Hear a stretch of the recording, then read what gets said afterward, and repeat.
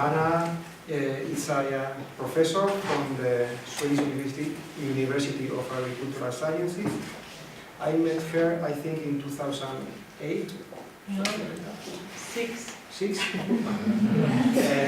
During my postdoc stay in Sweden. She's expert on chemical defenses of forest trees and against pathogens. And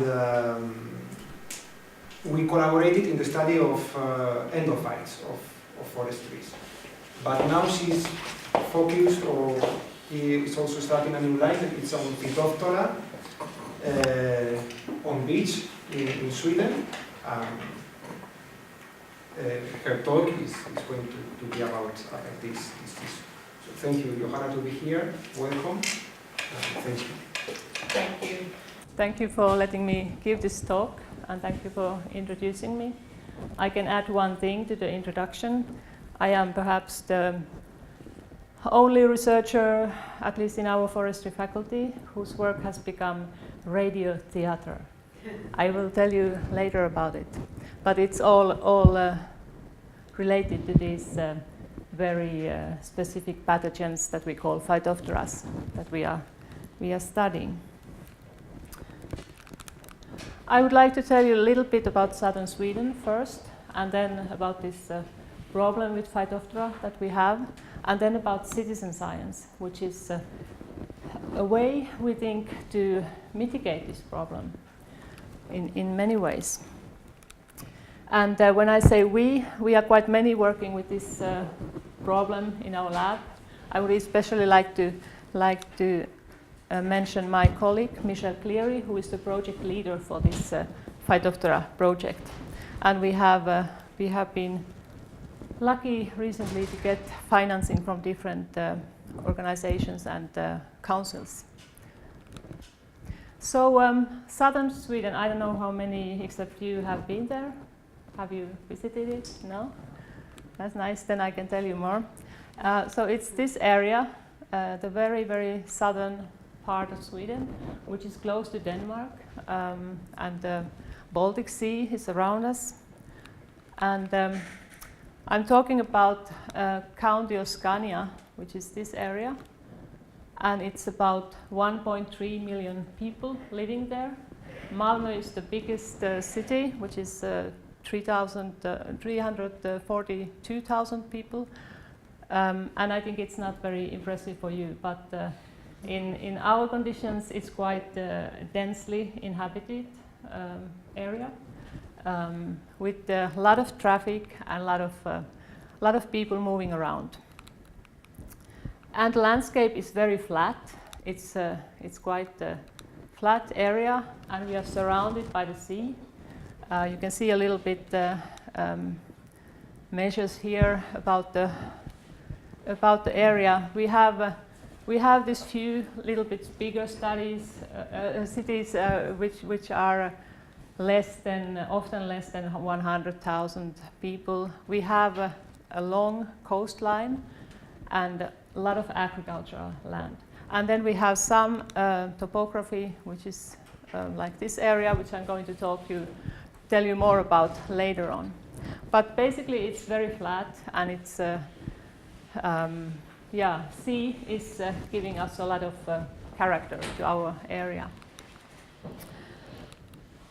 Something that is very particular in southern Sweden is that we have what we call noble hardwoods. So that's species like elm, ash, beech and oak, and they disappear when you go to the northern parts of Sweden. So this area in Skåne, in southern Sweden, is very specific in Swedish conditions. And these species, the richness of species, is giving a lot of biodiversity. So although these forests are not so important for the economy, they are very, very important for the biodiversity. Southern Sweden is also a very nice place for forest pathologists to be in, because we have a lot of interesting diseases, like, just to name a few, we have Dutch elm disease, we have ash decline, and now, during the recent years, we have more and more observed on beech and oak Phytophthora.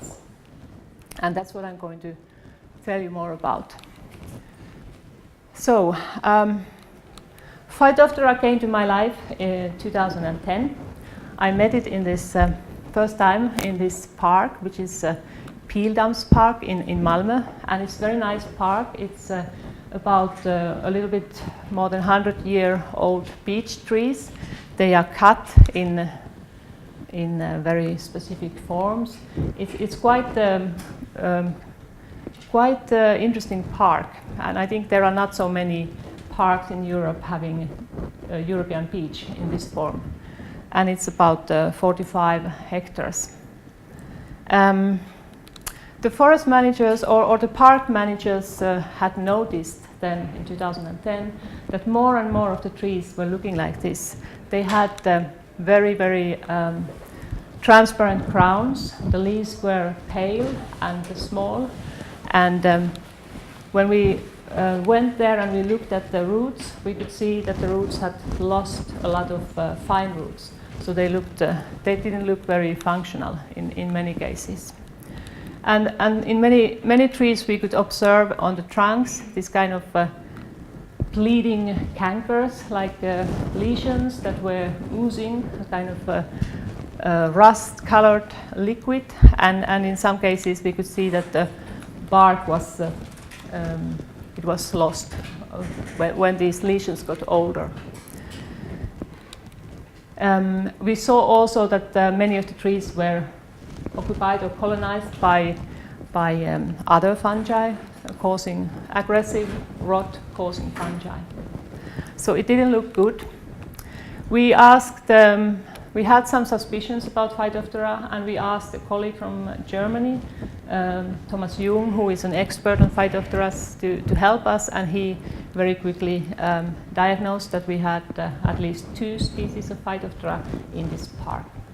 And this is a picture of an inventory that we did later on.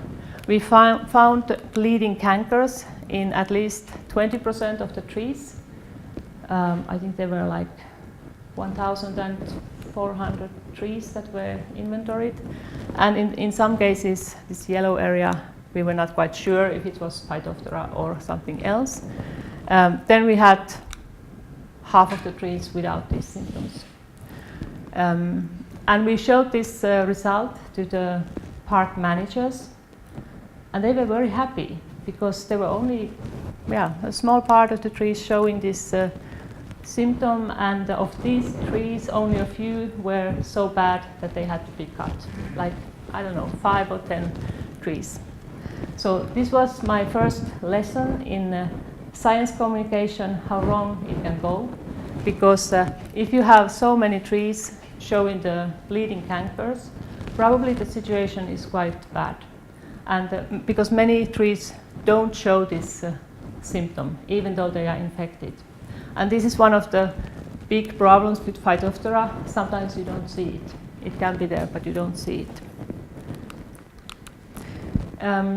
This was very, very interesting for the media, because it's a big park and the trees were dying, and journals started to write about this, and I was in radio, and I was also in TV, international TV, telling about this. And it's a little bit funny because after my TV appearance, our university, I think it was a few weeks or a month after that, sent a mail telling that, okay, now we will organize media training for women. I felt a little bit okay, maybe it wasn't a coincidence. It was very hard. It was very hard to deliver this information in a good form. I did went to the media training. I don't know if it helped, but it gives you some readiness. But the interest for the knowledge was really big. And I felt, because we had just started with this, we didn't have data or experience to share so much. So there was a mismatch between our capacity to inform and the need of information. So how does this turn into radio theater? I will tell you about it. So this is me, a little bit younger, but anyway, looking worried. And this is Marta, my student. She was a master student at that time, and then she became PhD student. And it was Marta who did this inventory in the park, like looking for the lesions and recording them. And one day when she was in the park, there was a man who came to her, and he was very, very angry. And he blamed Marta for that trees are sick, and there's no logic, but he was really, really angry. And in the end, he threatened to kill her. It's true. And after that, Marta called me and said, "Oh, there's a man who said he wants to kill me. What should I do?" And I said, "Please come away." And then we had to make a, police report. And I even didn't know that our university has a security department, so it was very educative. And then, well, in the end, Marta went back to the park, but she had to have an alarm with her. In case something happens, she could call help. Luckily, nothing more happened, but this is an expression how people can react when something happens to trees. And, luckily, most of them don't react that aggressively, but people were worried, and when they read about this in the newspapers, we got very, very many calls from people asking, "Are all the trees going to die now?" There were really peculiar calls, like one person who was convinced that it was all because of the mobile telephone stations.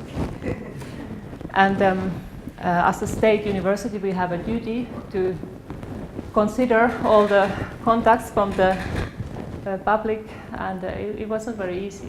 I don't know anything about mobile telephone stations.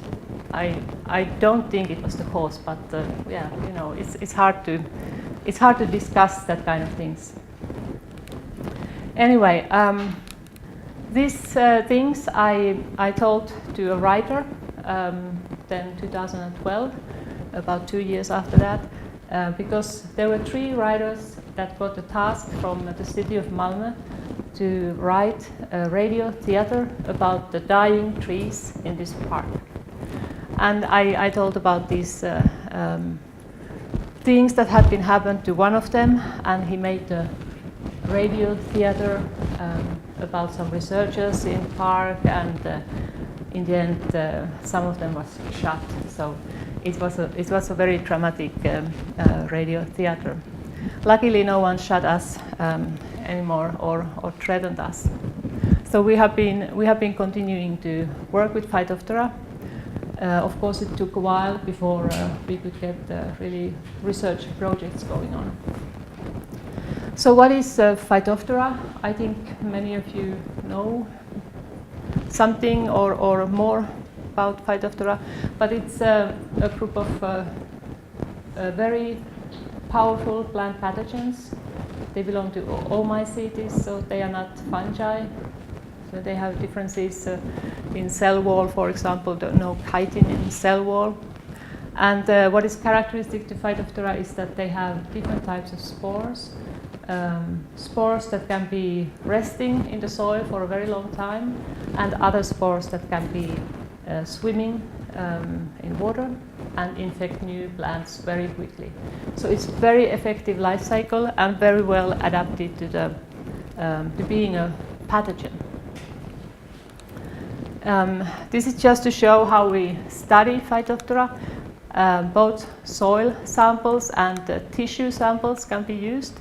Here we have been baiting the soil to get these swimming spores, infect some leaf material, and from these leaves we can then try to isolate the pathogens. And similarly from the tissues. And of course, nowadays we can also do like direct DNA analysis from both the soil and tissue samples. But we are also interested in isolating some of these pathogens for further studies. And I guess you know about southern oak death, maybe have heard at least, caused by Phytophthora ramorum. This is just to show how really powerful pathogens these are. Phytophthora ramorum has also shown how flexible pathogens Phytophthora can be, because it has jumped on larch in UK, causing an epidemic. One of the worst Phytophthora is cinnamomum, which has been called biological bulldozer, because it can really wipe out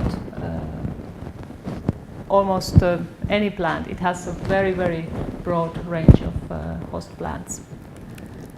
This is a species that likes a little bit warmer, so we might have more problem with it also in the northern Europe in the future if the climate changes. And it has been quite well established that it's the plant trade that spreads these species all over the world. And as I said, one problem with these pathogens is that it's sometimes very difficult to see if the plant material is infected, because plants can look quite healthy, but they can still carry this. This is one of the papers showing that it's indeed the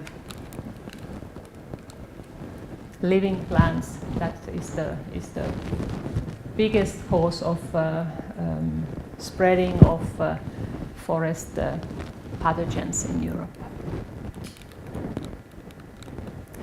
Rhododendron is one of the decorative or ornamental plants that can carry Phytophthora, and it's very commonly planted in Sweden for a long time. So probably we have had this problem longer than what we know, and it has surfaced for some reason now, maybe because of some things in the environment. We have also tendency to import big trees from Germany, for example, to create instant landscapes. This is the first station. If you come from Copenhagen to southern Sweden, you usually fly to Copenhagen airport, and this is the first station in Sweden. It's called Hyllie, which is quite new, and there are many, many trees that have been imported from Germany. Our colleague Thomas Jung found several Phytophthora around these trees. So this is one way how we can get new Phytophthora in. And this is also a paper of Thomas Jung and colleagues, many colleagues, and they did the European study screening several nurseries, and the situation is quite sad, because almost all nurseries have Phytophthora. So there's a big risk when we buy plants that we get Phytophthora with the plants. And the problem is, as said, it's very, very difficult to screen this many plants. We don't have really effective methods to find these infections that are not visible, and therefore the biosecurity is failing. Nurseries give very good environment for Phytophthora. There is moisture, plants, plant rests, and soil. And it's, if you get an infection to, for example, the water systems, it can be very tricky to really get it away. Sometimes when you are a researcher, you do very weird things. I think I did a little bit weird thing here, because I wanted to see how much soil we can carry with us, because also in our shoes we can carry some soil, and therefore move Phytophthora from one place to another. So I asked my husband to go in a very wet area with his shoes, and this is how they looked like when he was done. And then I let it dry, and then I crushed the soil away, and it was altogether 167 grams dry weight of soil. And if you think of only 1 gram can contain really, really many microbial cells. There are different estimates, but it's like a huge amount. So sure, even people and vehicles can move around soil that is infected. And if we move it from an infected area to another area, it can spread in the forests. And this is especially true in some of the recreation areas, which receive many, many visitors every year. This is I showed you in the beginning that we have some topography, and this is a place called Söderåsen, which is a national park. And there are many trails, and it's a very nice area for recreation. We get quite a lot of visitors also from Germany and Denmark because of the bridge. It's very easy to come. And there are about 300 or 400,000 visitors every year.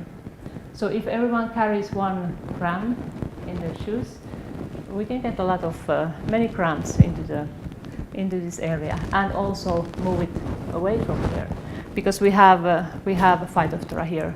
This is a beech-dominated forest. It's very, very specific because of this topography. Many of these areas have not been managed at all, because it's difficult to do any management. So there is a lot of biodiversity. It's a very valuable area. So what will be the consequences of this disease in our forests? In areas like Söderåsen, the national park, where the management is not intensive, we will probably be receiving much more dead wood. The main damage that these Phytophthoras that we have do is in the root system. They weaken the tree, as you saw, fine roots are removed, and the trees become weak, and they get secondary pathogens. And when we have storms, we can see a lot of trees snapped and or even fallen because the root system is not anymore stable. And this is interesting because in some of the protected areas, there are attempts to artificially create more dead wood. Like we say veteranization of the trees, so that you kind of damage the trees to induce the senescence and to make it a better substrate for example, some insects or fungi. But if we have a disease like this, which is creating a lot of dead wood, maybe having a peak in, I don't know, 10, 20 years, we should probably not do anything like that, because we should instead conserve all the trees that we can. So this is a very interesting and a little bit difficult consequence that has you need to make management decisions taking this into consideration. We will definitely see some changes in the landscape. For example, here we have horse chestnut trees, which were to different degrees affected by Phytophthora. These trees have to go sooner or later because they will be risk trees. In this kind of urban environments, we can't keep the trees for biodiversity often. And then it's a question, what should we plant instead? Because if we have Phytophthora here, also the new trees will be affected by it. If we have it in the soil, it's practically impossible to get it away. Also alder suffers from Phytophthora. You can find it along the rivers. It's very common. Asset, oak, and beech. We can see this kind of crown transparency in many cases. It's very common. Okay, this is the only data that I'm going to show. If you have some focus left after my talk. We were talking about this, what should we regenerate with? Which tree species could be more resistant or more tolerant against the Phytophthora? Here we did a little test using 3 Phytophthora isolates that were very common in our environment. It's Gambivora, Plurivora, and Cactorum. And then we have control plants. And we have some of the very common tree species in southern Sweden. And we tested how do they react to artificial inoculation by these Phytophthora species. And well, you can see this is measured as a lesion length because it was artificial inoculation, so we got a lesion, and that's like an indirect measure of the resistance of the trees. And these are young trees in greenhouse. What you can see is basically that some of the species can infect all. That all of the tree species have infections, and it's sometimes bigger and it's sometimes smaller, but there's no like clear winner in this screening. And in some cases, like we had the poplar, which was really affected by these species. So we don't have a good recommendation what to plant instead. What we know from the situation is that we rarely get alerting reports about Tilia in urban environments, and also pines and spruce, so conifers. We haven't really observed in our environment Phytophthora on these species, but we know that they can get infected, and there are Phytophthora species that are more specialized on these, also on conifers. So not really a good news so far. So what we can recommend is like, I don't know, keep calm and carry on. Do as usually. Try to see that the trees are vital, that they are well watered but not too much, and so on. What we really could do more about is the healthy planting material. And that's what I've been talking about with the nurseries and this. We should get better screening methods. We should develop better screening methods that we can monitor the situation. And also, there can be ways that when you buy the plants that you think about maybe not buying the cheapest, perhaps, but having a dialogue with the growers. How are you growing these, and have you checked for these diseases, and so on. So definitely there we could do more. In Sweden, for example, it's not uncommon that we send the seeds to some other country where it's cheaper to cultivate them, and then they come back when they are plants. And of course, with that we can get all the microbiome that is present in this other country.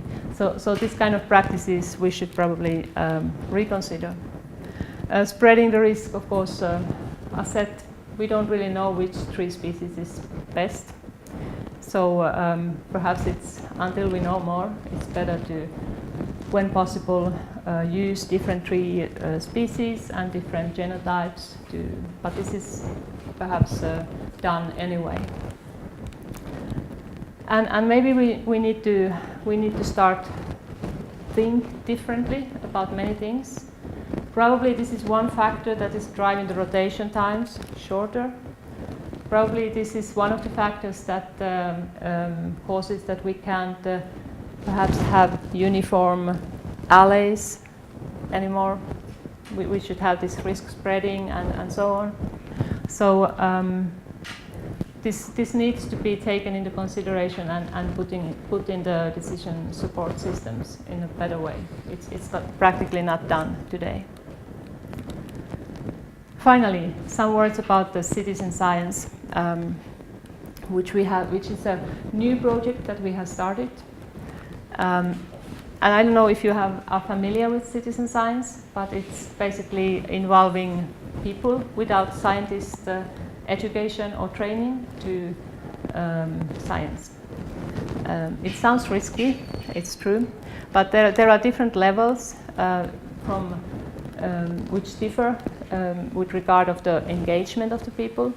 They can be very heavily engaged in collecting the data or processing it, or be more like sensors. So this is often shown as the different levels of citizen science. There's even this kind of scientist network, cost action around citizen science. If you're interested, please take a look at the homepage.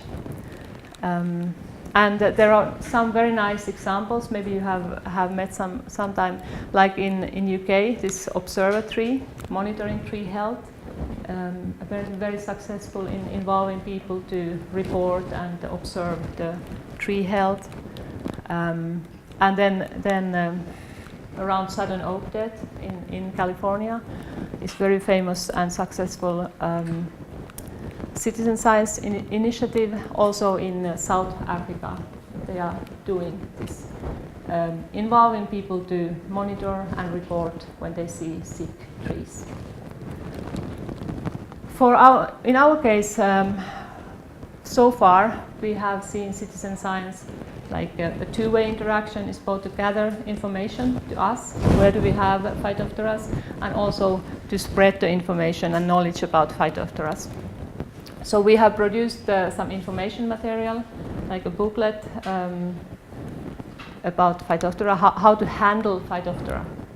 This was really tricky to write in Swedish. It has to be in Swedish so that people find it easily. I'm not Swedish, so it was very difficult to write, and in other ways too, it was complex to find a good level between science and effective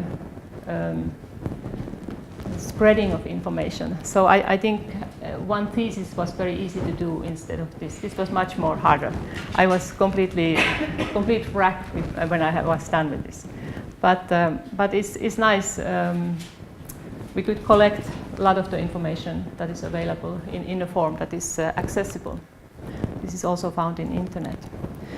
We have launched a homepage, of course.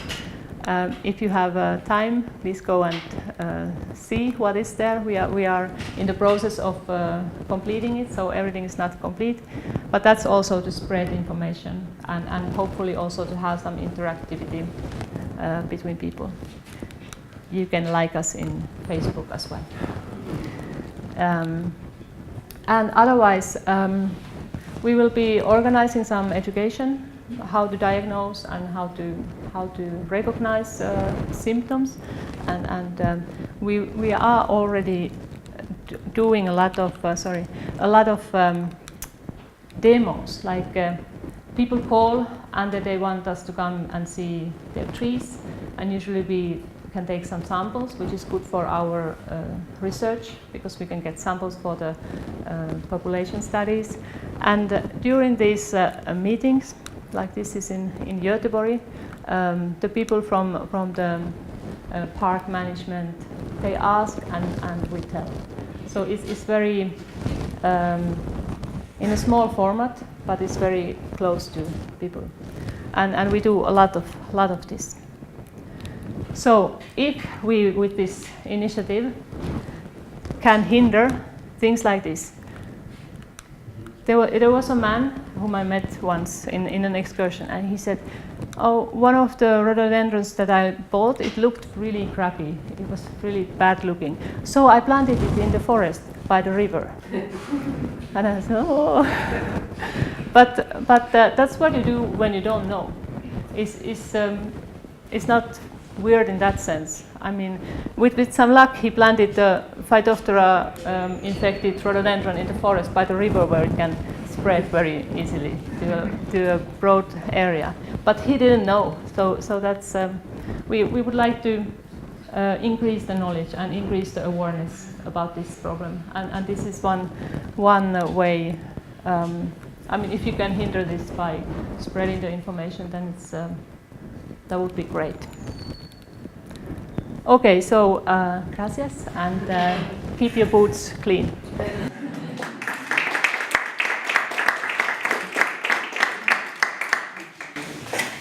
Questions? maybe it's impossible, but for how long do you think the Phytophthora has been present in Sweden? And also, how do you think it's going to, the climate change is going to maybe to become like a transport for this Phytophthora to the northern part of Sweden? Or? Yeah. As said, for example, rhododendron we have been planting long time and all across the country. We have been planting a lot of other stuff all the time for certainly 30 years, very actively. So I think we have had many Phytophtheras around, certainly longer than what we have been studying it. I mean, we started 2010, and we know also some earlier studies with all alders and oak where they detected Phytophtheras. So it's hard to say, but I would guess at least 50 years or even more we have had these problems. That it's causing more problems now, I think could have to do something like with something like climate change, that the conditions are changing, and maybe the stress to the trees is increasing, and then it's something that tips the balance. And in general, I think, well, like some of the species that are more thermophilic can spread to us during when the climate changes. We might also have these changes in precipitation patterns. We might have drought that is a stressing factor. So I don't think this will get easier. Definitely, I think we will have more of this. Well, thank you very much for your talk. It was really very interesting. I would really be grateful if you can explain us if there is another fungi that can be the how do you call it? Antagonist? Yes, exactly. Mm-hmm. Because I have seen an example here in Spain, in the north of. I think it's in, around Valencia. Mm-hmm. It's another city close to Valladolid, and an experience about oak that was already infected by Phytophthora, and they were kind of injecting another kind of. I know it's not a fungi, but it's the antagonist of maybe it was Phytophthora. I'm not sure about the kind of disease. I'm quite. It was. I think it was because they call it.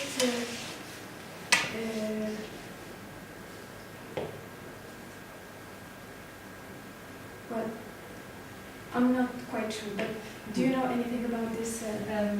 I would think that it's highly possible that there are antagonistic interactions. I'm not aware of really good studies showing the effectivity, but I might have missed something. So in principle, I think it's highly possible. Perhaps in some years we will be able to detect some of this kind of well, fungi or bacteria or whatever, which will stimulate the defense against these pathogens or something. At the moment, I don't have good But they were suggestions. doing the experiment at that time. It wasn't already finished, but I remember that some trees they really had good response. Well, you can. For example, there is vaccination to Dutch elm disease and this kind of treatments. So definitely, in principle, it's possible. What is tricky with Phytophthora is that it's in the soil, and that there are many species which are very flexible. They also hybridize easily. I think it's very challenging system to be treating. It's not so specific. For example, like Dutch elm disease, but these pathogens are more. I would say they are more diffuse. And that's why I think it's challenging, but definitely there can be possibilities to improve the situation by if we know more about for example, in the soil, we could have antagonist interactions. So it's a possibility, I think. Yeah.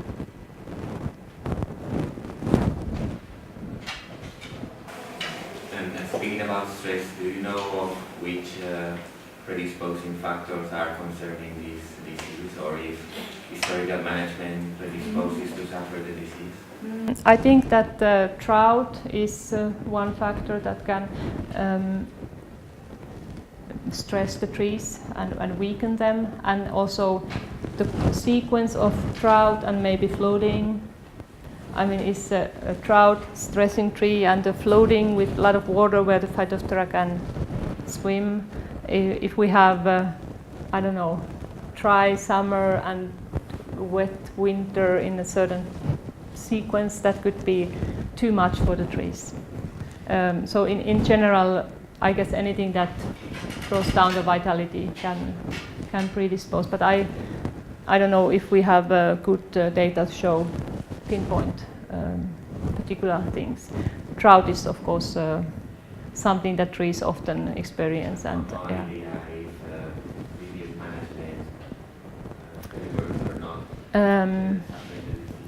Like management, like I don't know, pruning or thinning. No, I don't know if that could be have a certain relation to it. It's I think it's it probably has a lot to do also the genetics of the trees and their capacity to tolerate this, and their capacity to make new roots to replace the ones that are lost for Phytophthora.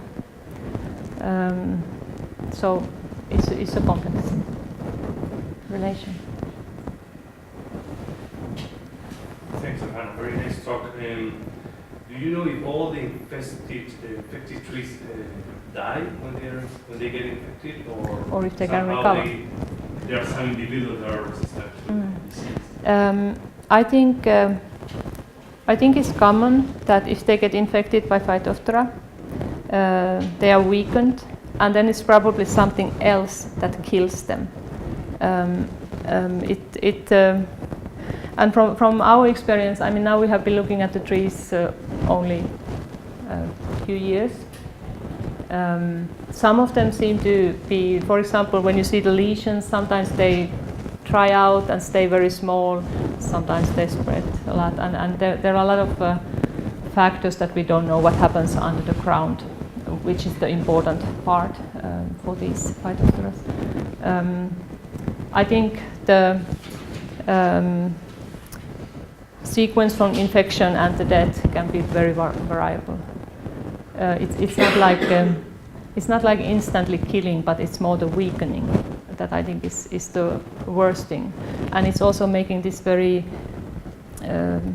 nasty disease because it's difficult to diagnose. Often, when you start to see that something's wrong in the ground, then it's already quite badly affected, and also this control that it's hard to get, or you can't get it away when it has come, and so on. But I think also the genetic potential of the trees is important here as well, how they manage and the conditions.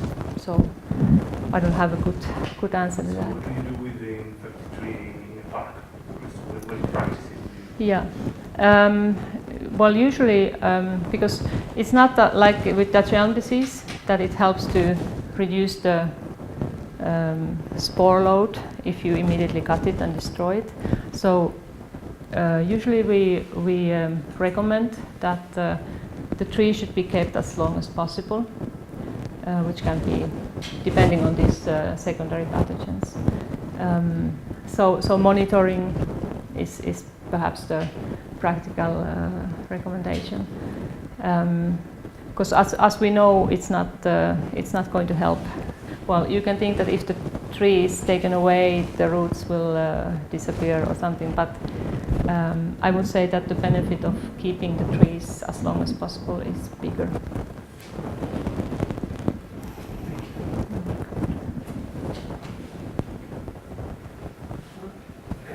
I have heard, probably the one that you saw, I don't know, that in Spain, you know that we have Phytophthora with amomy, with Quercus sugar and Quercus ilex. And there are some treatments, I don't know very well, but with injection of products, phosphorus products, that stimulates root growth and seems to be antagonistic. Phosphite is perhaps the only treatment that is known. I have absolutely no experience of that myself, but there are studies showing that it stimulates the tree defenses. So it's apparently it's working well. There was a test done in this park in Malmö by spreading phosphite with helicopter to a part of the this is not part of the park, but it's a difficult study to interpret because of the controls and so on. So I don't know so much about it, but it's the one method that is available. It's not so practical in forests. For example, in Sweden, phosphite is not registered as a disease control product. So we are not allowed to use it as such. We can of course say that we use it as a stimulant, but in the forest environments we are not allowed to spread much of anything because of the water and everything that can be affected. So in practical forestry we don't have basically any means. That could be an option in parks or in high-value trees to inject it with the phosphate. And also I have read recently a paper about Phytophthora in Australia, which is very... Cinema microbiome. Yeah. And there it affects many different species, and they use herbicides to eliminate, I don't know if you know, they eliminate all the vegetation during 20, or I don't know, how many, no, 20, no.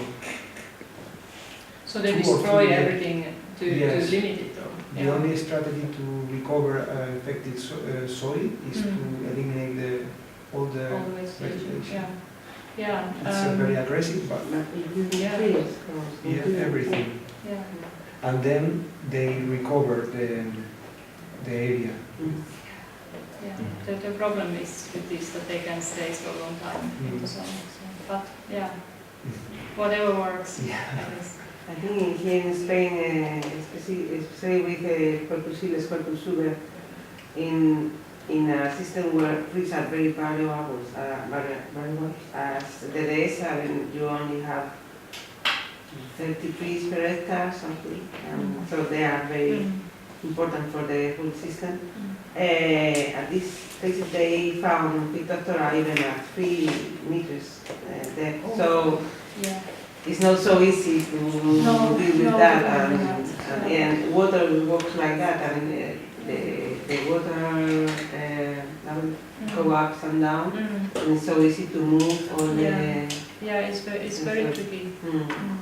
And it's very difficult in this place. And there, the depth of a tree is big blurs of the system. It's a huge problem we have now. Yeah, it's big problem, and I don't know, maybe with also with resistance breeding we can get some steps ahead, but it's a long process of course. Just one thing more. I would like just to say something. I think it might be the problem. It might be just a symptom of the forest decline, because here in the Pyrenees, some regions they have also forest decline, and they have some kind of diseases as well. I think it's like one factor, and I think it's kind of the symptoms that are just coming out after the climate change maybe, and just to say that this is not anymore the site of this species maybe. That's why we have to in some places. And for example, in oak, in our oak, there are studies just indicating this, that it's a complex, like a process with different factors leading to this decline. So, and of course, not every crown transparency is due to Phytophthora and so on. So definitely it's a complex process probably, and we are looking at some pieces, but who knows how where it begins and ends. Last one? Again, thank you very much.